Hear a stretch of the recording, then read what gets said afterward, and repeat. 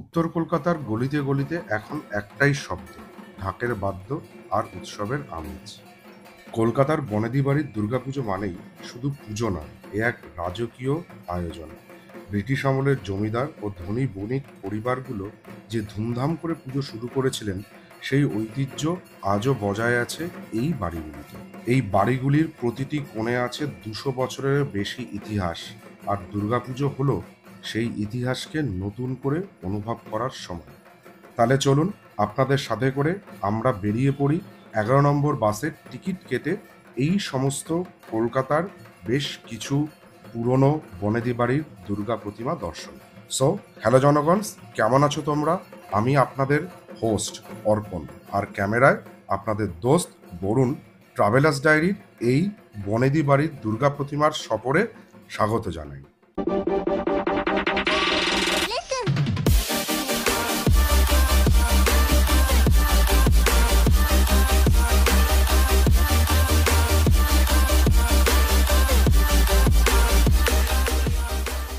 পুরনো কলকাতার এই সমস্ত গলিতে কান পাতলে কিন্তু একটা প্রবাদ আমাদের কানে চলেই আসে। সেই প্রবাদটা, হ্যাঁ, আপনারাও জানেন, আমরাও জানি।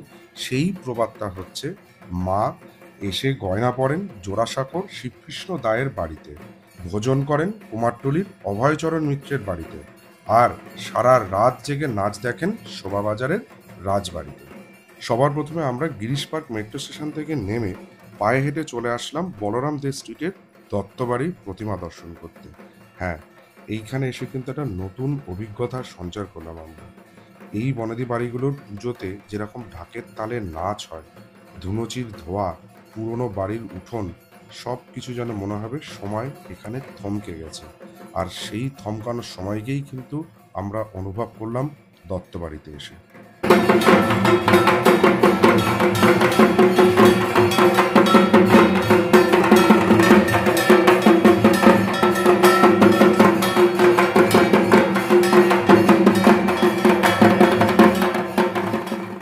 এরপর চলুন, আমরা এখন এসে পৌঁছালাম শিবকৃষ্ণ দায়ের বাড়ি, মানে জোড়াসাঁকো দা বাড়ি।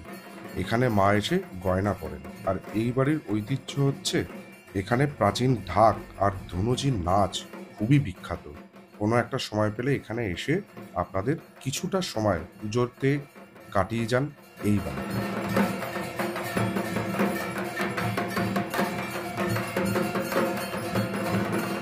শিবকৃষ্ণ দায়ের বাড়ির প্রতিমা দর্শন করার পর আমরা এই মুহূর্তে চলে আসলাম জোড়াসাঁকোর দা বাড়িতে।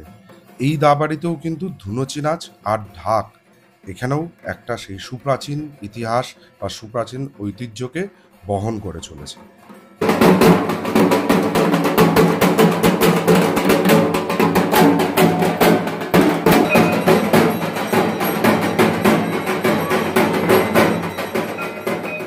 এখন আমরা দাঁড়িয়ে আছি পাথুরিয়াঘাটা ঘোষবাড়ি বা পাথুরিয়াঘাটার রাজবাড়িতে। এখানে দোতলার ঠাকুর দালান, সুন্দর প্রতিমা, আর ঐতিহ্য একটাই, সেটা হচ্ছে এখানকার অষ্টমীর অঞ্জলি।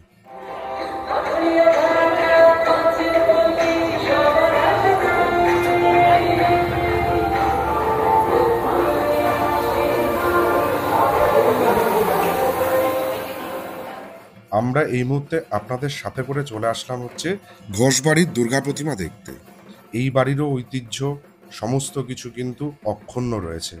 মানে পুরনো দালান সব কিছু দেখে আপনারা কোনো একটা সময় আবার ব্যাক করবেন সেই প্রাচীনকালের বাঙালি বাবুদের বা জমিদার বাড়ির কালচারে।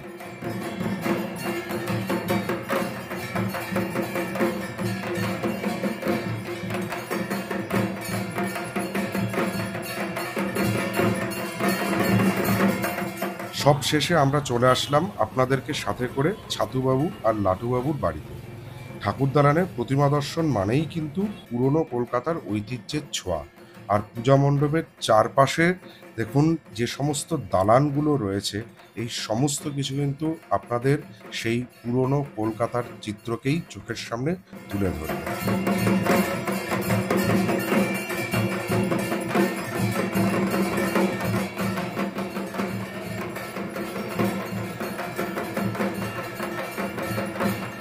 এছাড়া আপনারা এখানে এসে লাহাবাড়ির দুর্গা মণ্ডপ, দুর্গা প্রতিমা দর্শন করতে পারেন।